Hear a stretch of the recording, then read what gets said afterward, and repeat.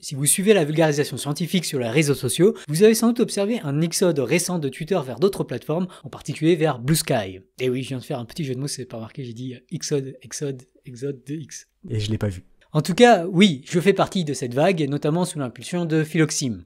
Bien sûr, cette immigration dans le ciel bleu est en partie un geste contestataire contre le probable futur directeur du département de l'efficacité gouvernementale des États-Unis d'Amérique, une personne qui est aussi propriétaire de la plateforme Twitter qu'il a renommée X et qu'il a transformée en une véritable armée électorale pour le futur président Donald Trump. Mais pour certains, il s'agit enfin et surtout d'adopter un réseau social décentralisé plutôt qu'un réseau social entièrement contrôlé par un géant du numérique, voire par un milliardaire étranger. Et oui, Blue Sky, mais aussi des plateformes comme Mastodon et Peertube, ce sont des plateformes décentralisées par conception. Autrement dit, dès leur naissance, ces plateformes visaient à éviter une concentration de pouvoir dans l'espace informationnel. Mais du coup, est-ce que c'est le cas ? Quelles sont les véritables garanties d'une décentralisation des réseaux sociaux? N'y a-t-il pas des risques que cela amplifie le chaos informationnel? Et quelles sont les chances que, au contraire, cette décentralisation protège nos démocraties du cyberharcèlement, de la désinformation et de la haine? Et puis, pour commencer, comment fonctionnent ces réseaux sociaux décentralisés? Qu'est-ce que ça signifie que d'être un réseau social décentralisé? Et puis, Blue Sky et compagnie sont-ils vraiment décentralisés? Aujourd'hui, on va essayer de faire le point sur toutes ces questions pour mieux comprendre les enjeux démocratiques d'une décentralisation des réseaux sociaux. Et spoiler alert, le TLDR, c'est que Blue Sky, c'est très clairement, largement, le plus prometteur de tous ces réseaux sociaux. En fait, si vous êtes sur une instance Mastodon, je vous inviterai même à abandonner cette instance et à rejoindre Blue Sky à la place. Pour commencer, revenons loin, très loin en arrière, dans les années 1970, avec les débuts d'Internet. L'une des premières applications de la connexion des réseaux de machines à travers le monde, c'est le courrier électronique, aussi connu sous le nom de courriel ou email. La solution devenue standard dans les années 1980 combine plusieurs protocoles avec des acronymes comme SMTP, POP et IMAP. On va pas rentrer dans trop de détails aujourd'hui. En gros, ce qu'il se passe, en général, c'est que les machines des utilisateurs vont servir de clients mail, notamment s'ils utilisent des applications comme Thunderbird ou GNOME Evolution. Le problème, c'est que ces clients mail ne sont pas toujours allumés et connectés à Internet. Du coup, lorsque quelqu'un envoie un email à un utilisateur, l'email peut ne pas tomber directement dans le client mail du destinataire. En fait, il sera en général stocké sur un serveur mail, comme Gmail, ProtonMail, Kmail, OVH ou encore Caramel. Ah, Caramel. Like cette vidéo si t'es assez vieux pour avoir connu cette belle période. Pour tout trouver sur internet, lycos.fr. Va chercher. Maintenant, quand on veut accéder à nos emails, nos clients mail vont alors demander au serveur mail de nous envoyer tous les emails qu'il ne nous a pas encore envoyés. Et en principe, tout ça, ça peut se faire sans les services d'une entreprise privée. Vous pourriez très bien acheter votre propre machine, la laisser constamment allumée et lui demander de jouer le rôle de votre serveur mail. C'est en cela que le protocole email est très décentralisé. Et là, vous avez envie de me dire, d'accord, pourquoi pas, mais et alors? Tout ça est un peu technique, mais si je prends le temps de vous en parler, c'est parce qu'il s'agit d'un archétype de protocole décentralisé qui montre toutefois les limites de la décentralisation. Et oui, parce qu'il y a de bonnes chances que vous qui regardez cette vidéo, vous utilisez une adresse email, mais vous n'utilisez en fait pas le protocole que je viens de décrire, notamment parce que vous ne disposez même pas d'un client mail. C'est typiquement le cas si vous accédez à vos emails via un navigateur web comme Google Chrome, Microsoft Edge, Safari ou encore Mozilla Firefox. Dans ce cas, les emails sont envoyés à votre navigateur et toute la gestion des nouveaux mails reçus est directement faite par votre serveur mail. Et comme de plus il y a finalement une poignée d'acteurs qui sont abondamment utilisés comme serveur mail, le protocole décentralisé SMTP POP IMAP s'est en fait centralisé avec désormais une gestion centralisée des emails sur par exemple Gmail ou Outlook. C'est rarement bon signe. Il y a même de bonnes chances que les emails de votre entreprise sont en fait eux aussi gérés par l'un des géants du numérique, si bien que la malveillance ou le hack massif d'un de ces géants pourrait compromettre toutes les communications d'un très grand nombre d'entreprises. Or malheureusement, une telle malveillance ou un tel hack massif, ce n'est absolument pas de la science-fiction. L'analyse automatisée de vos emails par les géants du numérique est systématique. Après tout, Gmail vous propose des autocomplétions et des réponses automatisées, tandis que Microsoft a connu un hack majeur à l'été 2023, avec notamment des fuites d'emails gouvernementaux, ce qui a ensuite conduit à un rapport incendiaire de l'agence américaine de cybersécurité, le CISA, un rapport dans lequel on peut lire que Microsoft ne sait pas comment ces systèmes ont été infiltrés et si les vulnérabilités utilisées ont été corrigées. Autrement dit, le hack n'est pas un événement isolé dans le temps, les attaquants chinois sont en fait encore probablement dans les systèmes critiques de l'entreprise. aussi facilement piratable qu'un PC Windows. Et malheureusement, décentraliser l'email moderne, c'est loin d'être trivial. Notamment parce que les protocoles modernes ont évolué et sont devenus horriblement complexes, avec notamment toutes sortes de blacklists pour combattre la pandémie de spam. En gros, votre serveur fait maison a de bonnes chances d'être bloqué par Gmail ou Outlook, et comme l'intérêt des emails, c'est quand même pas mal d'envoyer des messages à d'autres, qui pour beaucoup sont sur ces plateformes, en pratique, c'est vraiment compliqué de décentraliser les emails aujourd'hui. On fait quoi?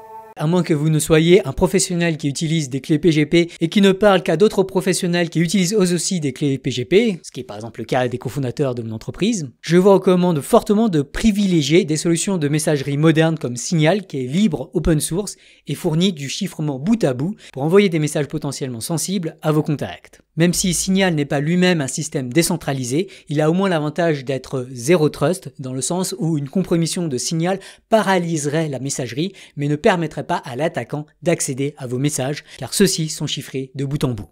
Bref, tout ça pour dire que l'histoire de la messagerie via Internet nous fournit en fait un avertissement important. Les forces du marché et la tentation de la centralisation pour simplifier la résolution des problèmes de cybersécurité planent systématiquement sur tout protocole a priori décentralisé, ce qui peut conduire à l'adoption de solutions qui sont en fait très mal sécurisées, notamment car elles concentrent les risques sur un petit nombre de systèmes d'information. Mais donc, à quel point ce risque est-il présent pour les réseaux sociaux décentralisés? Est-ce que Mastodon est vraiment une solution pour décentraliser les réseaux sociaux? Pour essayer de répondre à cette question, il va me falloir expliquer un peu le protocole ActivityPub sur lequel repose Mastodon mais aussi Peertube et Threads, le nouveau réseau social de microblogging de Facebook inspiré de Twitter. Ça va pas être trop difficile à suivre. C'est quoi cette faiblesse intellectuelle? ActivityPub a été standardisé en 2018 par le World Wide Web Consortium ou W3C. Et comme pour les emails, tout utilisateur va avoir un client qui va être typiquement son navigateur web ou une application sur son téléphone et il va s'appuyer sur un serveur ActivityPub constamment connecté pour envoyer et recevoir des messages au reste du monde. Par exemple, j'ai créé un compte ActivityPub à mastodon.social/atlenwang, ce qui signifie que je fais confiance au serveur mastodon.social pour gérer mes envois et mes réceptions de messages ActivityPub.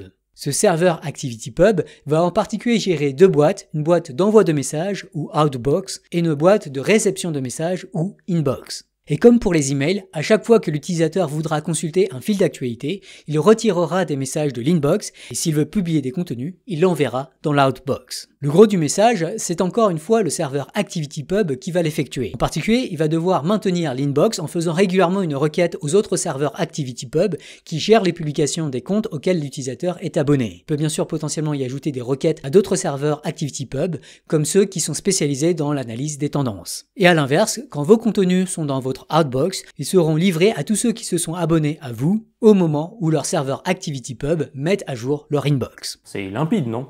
Comme pour les emails en principe, chacun pourrait concevoir son serveur ActivityPub, ce qui fait de ce protocole un protocole décentralisé. Mais en pratique, ce n'est pas si simple. Et oui, on a vu que la difficulté du serveur mail personnel, c'est de réussir à ne pas se faire bloquer par les autres serveurs mail. Eh bien, dans ActivityPub, un serveur ActivityPub peut très bien aussi en bloquer un autre. Et ce n'est pas un hasard, il y a déjà des dizaines de milliers de serveurs ActivityPub, mais du coup, dans le tas, il faut s'attendre à ce que certains soient malveillants et puissent par exemple vouloir inonder le réseau de spam. Et d'ailleurs, cela peut arriver même sans être malveillant. Avec Threads maintenant dans ActivityPub, les petits serveurs ActivityPub risquent d'avoir bien du mal à suivre ce qu'il se passe sur Threads. Mais surtout, dans le tas, il y aura inéluctablement des serveurs qui hébergent toutes sortes de contenus problématiques comme du cyberharcèlement, de la désinformation et des appels à la haine, voire du trafic de drogue, d'armes et d'humains. Et quand je dis ça, je pense pas à Facebook en particulier, même si je pense un peu à eux. Mais du coup, c'est même une fonctionnalité du protocole que de permettre au modérateur d'un serveur ActivityPub A de bloquer entièrement d'autres serveurs ActivityPub B. Mais du coup, si vous utilisez le serveur A, vous ne pourrez pas recevoir les messages du serveur B. En fait, le système ActivityPub, il est en quelque sorte davantage féodal que décentralisé, dans le sens où les terrains des seigneurs peuvent communiquer, mais ils peuvent aussi être bloqués vis-à-vis des uns et des autres. L'espace informationnel dans ActivityPub est ainsi naturellement morcelé, ou du moins il est largement morcelable. Alors, l'analogie a des limites, ce protocole n'est pas non plus complètement féodal, puisque vous pouvez facilement déménager dans un autre serveur C, voire vous pouvez créer votre propre serveur ActivityPub. Cependant, ce transfert de compte d'un serveur à l'autre est nécessairement un peu radical. Et ça, c'est en fait parce que votre serveur concentre en fait beaucoup de tâches. Ce serveur gère non seulement vos inbox et vos outbox, mais aussi du coup tout votre historique et vos clés cryptographiques pour authentifier vos messages, ainsi que, comme on l'a vu, les serveurs ActivityPub à qui vous pouvez parler et ceux que vous pouvez écouter. Qui plus est, des services comme la modération ou la génération de feeds sont aussi centralisés au niveau du serveur ActivityPub. Ça fait beaucoup. Autrement dit, ActivityPub n'a pas super bien appliqué le principe de cloisonnement avec moindre privilège dont on vous parle dans le guide de survie au cybercrime en entreprise, coécrit avec Romain Dumaret et préfacé par Guillaume Poupard. En 2019, bien avant le rachat par le futur bras droit de Trump, Twitter a exploré la décentralisation de sa plateforme. C'est ainsi qu'est né le projet Blue Sky et surtout le développement du protocole AT. AT c'est pour Authenticated Transfer, mais il est de coutume de l'appeler AT comme le at de l'arrobase en anglais. En 2021, sous le poids de la menace du modèle d'affaires de Twitter, le projet Blue Sky fut incorporé sous une entreprise indépendante appelée Blue Sky Social avec un statut d'entreprise d'intérêt pour la société ou Benefit Corporation en anglais. Bon, on va un peu se calmer, en pratique ça exige uniquement d'ajouter un objectif d'intérêt général pour la société dans les statuts de l'entreprise et il y a clairement des risques d'ethics washing derrière ce genre d'appellation. D'autant que la dernière levée de fonds de Blue Sky englobe de nombreux investisseurs, notamment Blockchain Capital, et que les investisseurs peuvent avoir un pouvoir de nuisance important sur les intentions éthiques d'une entreprise. Pas top top. Ceci dit, au-delà des mots, le projet Blue Sky a vraiment coupé les ponts avec Twitter en imposant une énorme transparence dans son développement. C'est ainsi qu'est né non seulement le protocole AT, mais aussi le code open source de Blue Sky sous licence libre MIT. Super ça. Blue Sky, c'est vraiment une entreprise née des frustrations d'employés de Twitter, du manque de sécurité et d'éthique de la plateforme, et avec un engagement bien plus que seulement officiel dans la conception d'un réseau social au service de la société. En particulier, de manière remarquable, Blue Sky a beaucoup plus cherché à découper les différentes fonctionnalités qu'on attend d'un réseau social et les a confiées à des modules différents en exigeant un maximum de portabilité et d'interopérabilité. Autrement dit, ce protocole correspond beaucoup plus aux appels au pluralisme algorithmique, comme le fait une tribune publiée dans Le Monde, dont vous pourrez trouver une traduction sur AI Forensics et dont la liste des signataires inclut l'association Tournesol. Tout le monde s'en fout. Plus précisément, le protocole AT considère 3 types de serveurs, les PDS, les relais et les AppView.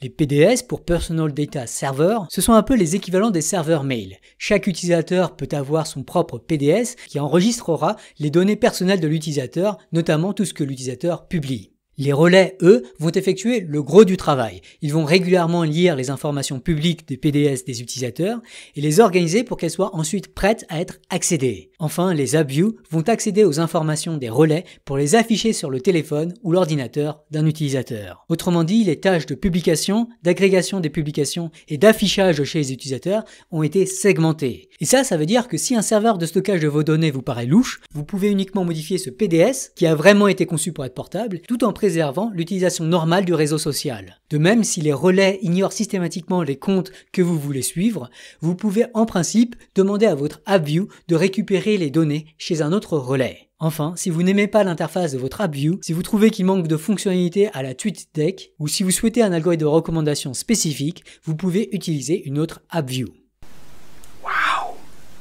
C'est dingue, non? Le protocole AT envisage même l'ajout de 2 autres types de serveurs. D'un côté, les serveurs d'étiquetage des contenus publiés, typiquement en charge d'évaluer si un message est un discours de haine, de cyberharcèlement ou de désinformation. Et de l'autre, les serveurs de création de fils d'actualité qui vont filtrer les contenus et surtout sélectionner ceux qui vont être recommandés et amplifiés massivement.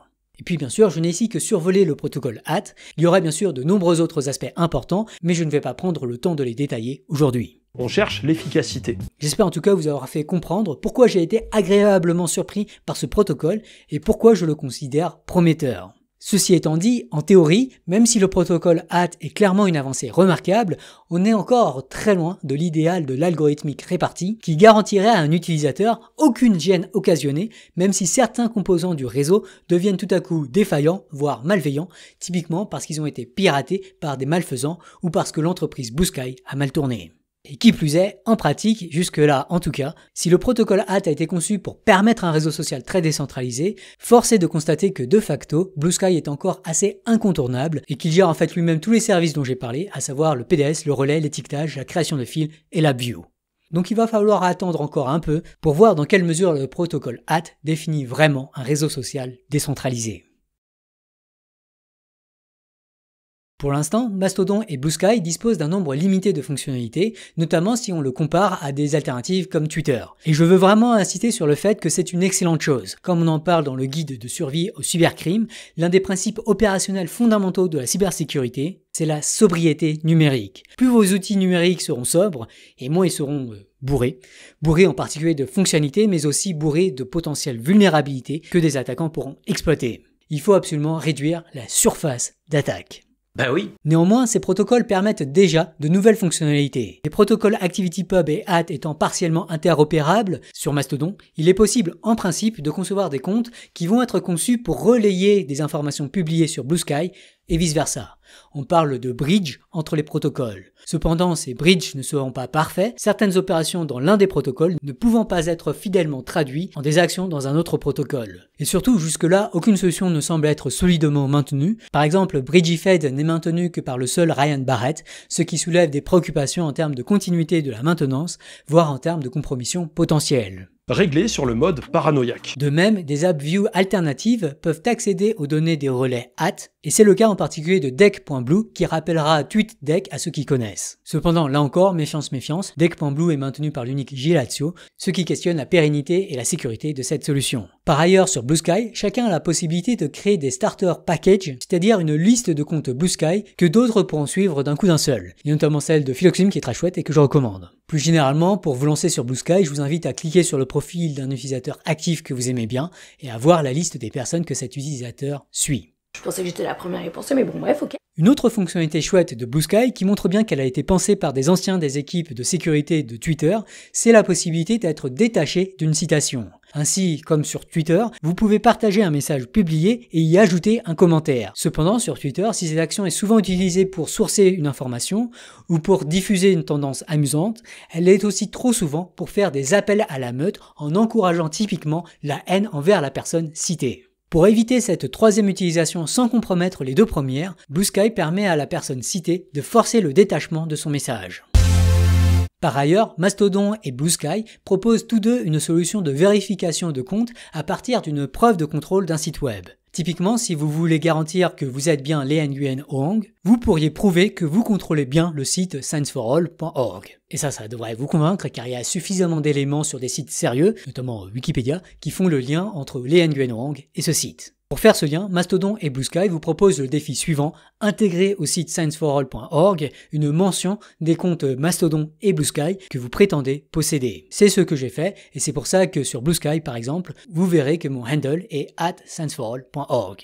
D'ailleurs, sur Blue Sky, en plus de faire ça avec son site scienceétonnante.com, David Loapre a aussi prouvé qu'il contrôlait la chaîne Science Étonnante en ajoutant dans la description de la chaîne son compte Blue Sky. Et d'ailleurs, comme un mouton, je l'ai copié en faisant de même avec ma chaîne YouTube Science for All. Sauf que, bien sûr, ceci marche uniquement si vous disposez d'un site ou d'un compte sur un réseau social qui est de notoriété suffisante. En particulier, on est malheureusement encore très loin d'une preuve de citoyenneté, et plus loin encore d'une preuve de citoyenneté avec potentiellement divulgation nulle de connaissances, qui serait un peu le saint graal pour être authentifié en ligne de manière anonyme. Cependant, le protocole HAT me semble parfaitement approprié pour inclure ce genre d'informations à terme, notamment dans les PDS. Il y a plein de possibilités. Les protocoles ActivityPub et HAT ont par ailleurs introduit des mécanismes de modération, des outils bien entendu indispensables pour gouverner adéquatement les réseaux sociaux et éviter la violation des lois existantes, par exemple sur le harcèlement et l'appel à la haine. Sur ActivityPub, la modération est avant tout effectuée au niveau des serveurs ActivityPub, non seulement en supprimant éventuellement des contenus publiés sur ces serveurs, mais aussi en bloquant éventuellement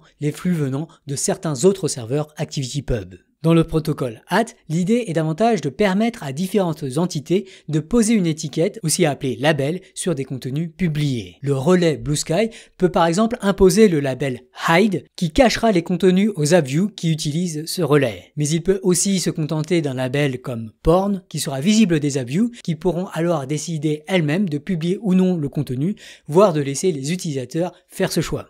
D'ailleurs, ces labels ne viennent pas nécessairement du relais Blue Sky, les utilisateurs peuvent eux-mêmes étiqueter leurs propres publications. Mais surtout, comme on l'a vu, le protocole HAT envisage de permettre à des tiers d'ajouter leurs propres étiquettes. On peut ainsi tout à fait envisager que, à l'avenir, une plateforme à la tournesol organise un étiquetage collaboratif, puis les agrège en score tournesol selon différents critères pour chaque contenu publié, comme Tournesol le fait déjà pour les vidéos YouTube.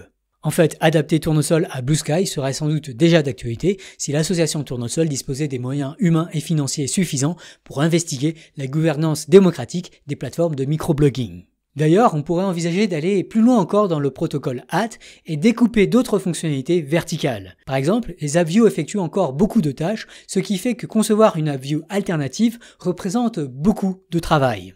Or, on pourrait typiquement vouloir que chaque AppView permette par exemple de faciliter l'intégration de n'importe quelle solution d'étiquetage des contenus. Voilà qui pourrait par exemple permettre à Tournesol et d'autres de développer facilement des fonctionnalités qui permettent à chaque utilisateur de dire si un contenu publié est selon lui d'intérêt général, voire de justifier sa déclaration en évaluant l'importance ou la pédagogie du contenu, ou encore le fait qu'il promeuve de meilleures habitudes. On pourrait même imaginer inclure directement l'interface de comparaison de Tournesol, non seulement pour comparer des messages publiés sur Blue Sky, mais aussi potentiellement des contenus publiés ailleurs comme des vidéos YouTube, pour tous les utilisateurs de Blue Sky qui souhaitent participer à la gouvernance collaborative des algorithmes de recommandation.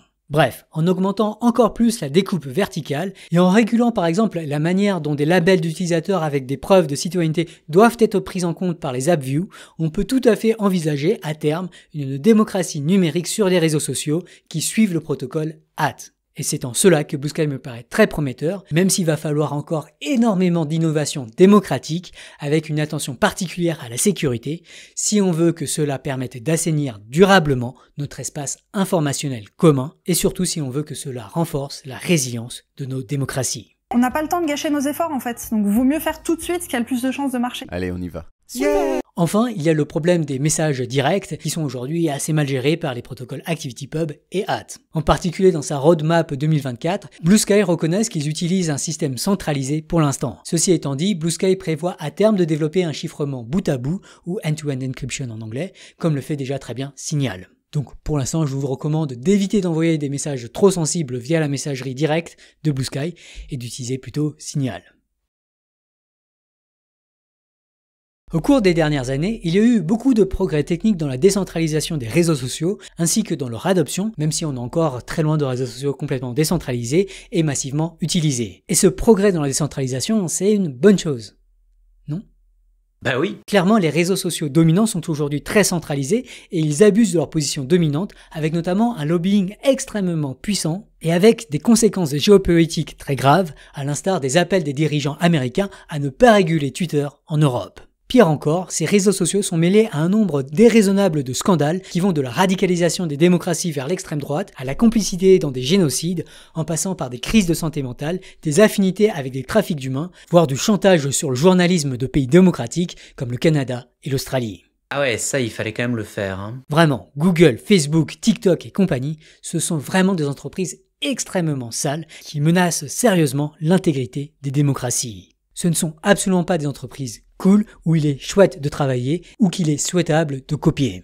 Ceci étant dit, est-ce que l'alternative souhaitable, ce sont vraiment des réseaux sociaux décentralisés ? Je vais faire ce que j'aime le plus, vous raconter ma vie. En 2018, on m'a invité à publier des vidéos sur Skepticon.fr, un serveur ActivityPub qui s'appuie sur le logiciel libre Peertube. À première vue, ça peut paraître chouette. C'est une alternative à YouTube, soutenue par une association à but non lucratif, et on y trouve des gens très chouettes comme Hygiène Mentale, Le Réveilleur ou encore Philoxime. Mais honnêtement, quand je vois la description de Skepticon, avec le mot zététique un peu partout, ça ne me donne en fait pas franchement envie. Personnellement, rien qu'à travers son nom, le site skepticon.fr me donne surtout l'impression d'être un lieu où la zététique se recroqueville sur elle-même plutôt que de s'ouvrir vers l'extérieur. D'autant que la communauté zététique est déjà bien trop connue pour son manque de bienveillance et ses innombrables dramas, mais aussi par un tribalisme de ses membres, voire de potentielles dérives sectaires. Un réseau social où ce mouvement se regroupe encore plus dans une bulle, ça me semble en fait plus inquiétant qu'enthousiasmant. Je pense que tu vas te faire beaucoup d'amis avec cette vidéo. Ceci dit, le problème des réseaux sociaux segmentés par communauté n'est pas spécifique au problème de la communauté zététique. En s'isolant des autres communautés, même la meilleure communauté qui soit risque non seulement de s'enfermer dans sa chambre d'écho et de banaliser ses travers, mais de plus, sa portée risque de se limiter à une communauté de convertis. Ainsi, même une plateforme ActivityPub comme Algebra.chat, où les mathématiciens peuvent s'échanger des maths, ça ne me semble pas vraiment attirant, notamment dans la mesure où elle banalise l'isolation sociale des mathématiciens. Vraiment, ils vivent dans un autre monde. D'ailleurs, ce genre d'isolation sociale a déjà connu des dérives, au moins des dérives élitistes. Je vous invite par exemple à lire la section Criticism de la page Wikipédia anglophone sur Bourbaki, ce groupe élitiste de mathématiciens, et les conséquences que cela a sans doute eu sur la compétitivité de la France dans le domaine des mathématiques appliquées, que les plus brillants cerveaux du pays se sont trop souvent mis à snober. Alors que pendant ce temps, les John von Neumann, Alan Turing et Claude Shannon développaient la science de l'information.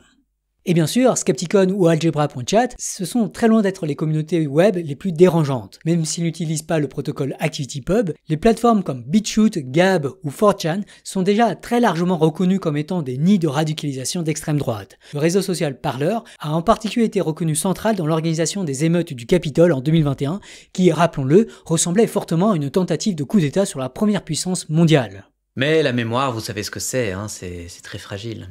Par ailleurs, ne pensez absolument pas que Facebook est devenu éthique en construisant le réseau social Threads sur le protocole ActivityPub. Ce n'est finalement pas si différent de Google ou Microsoft qui ont construit Gmail et Outlook sur les protocoles email. En particulier, Facebook conserve un pouvoir monumental sur le réseau social Threads, contrairement au pouvoir de l'entreprise Blue Sky sur le réseau social Blue Sky. Alors oui, concevoir des réseaux sociaux alternatifs, c'est permettre à des journalistes et des politiciens de se protéger du harcèlement et de la haine, notamment si on ajoute un minimum de modération. Et ça, c'est clairement très important. Mais si les solutions techniques qu'on avance faciliteront également la radicalisation des bulles idéologiques alimentées par la haine, il y a de quoi être très dubitatif vis-à-vis de leur intérêt démocratique. C'est vraiment pour ça que j'ai utilisé le qualificatif féodal pour parler du protocole ActivityPub. On fait quoi ? Dans notre livre La dictature des algorithmes coécrit avec Jean-Loup Fourquet, un chapitre est dédié à la tension entre centralisation et décentralisation. Et ce qu'on a écrit, c'est qu'il s'agit d'un problème en fait ancestral auquel la Révolution française a fourni une solution remarquable. En fait, pour vivre ensemble, il faut avant tout décentraliser la gouvernance, mais au moins certaines parties de cette gouvernance doivent être appliquées uniformément et donc de manière centralisée. Ou dit autrement, la solution semble avant tout résider dans un état de droit dont les lois sont décidées démocratiquement. Le contenu des lois est conçu de manière décentralisée, en tenant compte de l'avis d'un grand nombre de personnes, afin d'inclure de diversité de points de vue et d'augmenter radicalement le coût de la corruption de la gouvernance. Mais une fois les quasi-consensus radicaux identifiés, et une fois qu'on s'est mis d'accord pour en faire des lois, il faut qu'il y ait une et une seule loi, et que cette loi s'applique à tous dans un espace commun à tous les citoyens.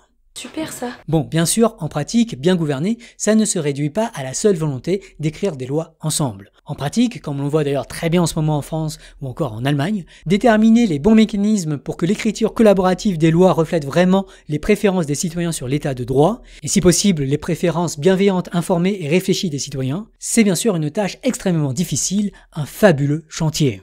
Ça reste super difficile. En tout cas, cette vision de décentralisation de la gouvernance des décisions centralisées, c'est vraiment la raison d'être du projet Tournesol. Chez Tournesol, nous pensons que pour limiter les risques de corruption, ainsi que pour bien tenir compte de la diversité des points de vue, il est indispensable de décider collectivement des contenus à amplifier massivement. Mais une fois le consensus identifié, il est aussi important que ces contenus qu'il est d'intérêt général de diffuser soient effectivement diffusés au plus grand nombre. Or, comme on l'a vu, si cette vision ne me semble pas cohérente avec le protocole ActivityPub, elle est loin d'être incompatible avec le protocole HAT, ce qui fait que je suis beaucoup plus enthousiaste vis-à-vis de Blue Sky que je ne le suis vis-à-vis de Mastodon. Mais pour que cette vision prenne un jour le pas, il va falloir qu'on ne vise pas uniquement la décentralisation et le pluralisme des algorithmes. Il est aussi indispensable, je pense, d'assujettir le choix et la conception de ces algorithmes à la voie démocratique. Aujourd'hui, on a donc vu que les réseaux sociaux pouvaient être beaucoup plus décentralisés qu'ils ne le sont actuellement grâce à des protocoles remarquables, notamment le protocole HAT utilisé par Blue Sky. C'est puissant, hein. Mais attention toutefois à ne pas sombrer dans un techno-solutionnisme, en se concentrant uniquement sur un aspect technique de la conception des réseaux sociaux. En particulier, il y a aussi de nombreuses lois qui régissent l'espace informationnel, comme les lois sur la diffamation, l'incitation à la haine raciale, le cyberharcèlement, la protection des données personnelles ou les droits d'auteur. Les juristes, les sociologues et le peuple ont aussi un rôle crucial à jouer pour assainir notre cyberespace et protéger nos démocraties. A l'inverse, toutefois, il faut éviter également le piège du socio-solutionnisme, par exemple en espérant que les lois européennes seront magiquement appliquées sans faire appel à des solutions techniques, ou que les citoyens français vont magiquement abandonner TikTok du jour au lendemain.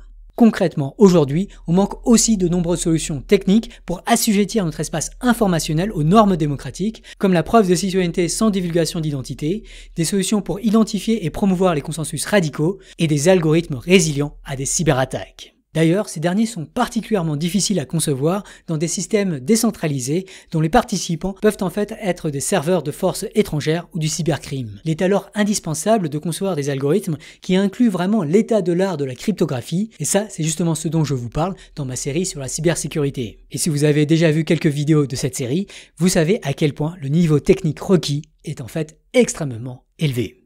Encore plein de travail pour les chercheurs. Ceci étant dit, contrairement à Mastodon, Blue Sky me semble extrêmement prometteur. En fait, j'ai vraiment été agréablement surpris par la qualité du protocole HAT proposé. Néanmoins, je ne peux pas insister suffisamment sur le fait que ce protocole seul ne suffira pas à faire de Blue Sky un réseau social compatible avec la démocratie. Et donc, pour finir, j'aimerais avant tout effectuer un appel à l'action.